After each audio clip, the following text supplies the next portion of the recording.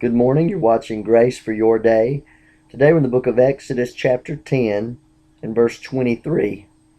They saw not one another, neither rose any from his place for 3 days.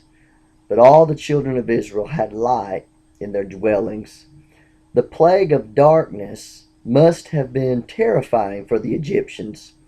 The Bible says that it was so dark that you could feel it. And now that's dark. For the 3 days that it was dark, no one went anywhere, did anything. Everyone stayed where they were. And that's really the worst thing about darkness. It paralyzes you. You don't know where to step. You don't know anything about your surroundings. Can you imagine an Egyptian child looking out the window into the darkness and then seeing in the distance the homes of the Hebrews?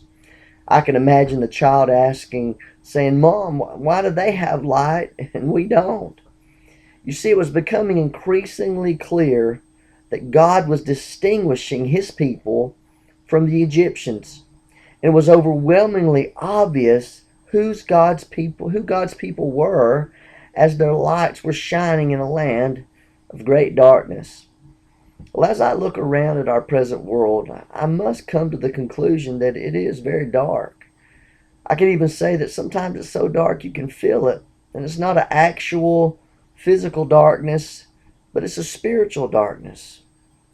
Things that people used to only do in secret, now they feel comfortable to do in the open. And that's a testament to just how dark it is. So what are we to do? How is a believer in Jesus to react to the darkness that surrounds us? Why or what did the Hebrews do? That's the question. What did they do? It wasn't so much what they did. It was more about who they were and who they served. It was about their God. You see, they were God's people, and God's light, it made it obvious.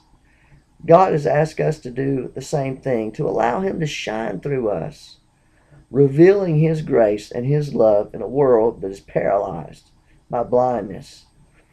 And if we are who we say we are, the darker it gets around us, the more obvious and more illuminated we will become because of him.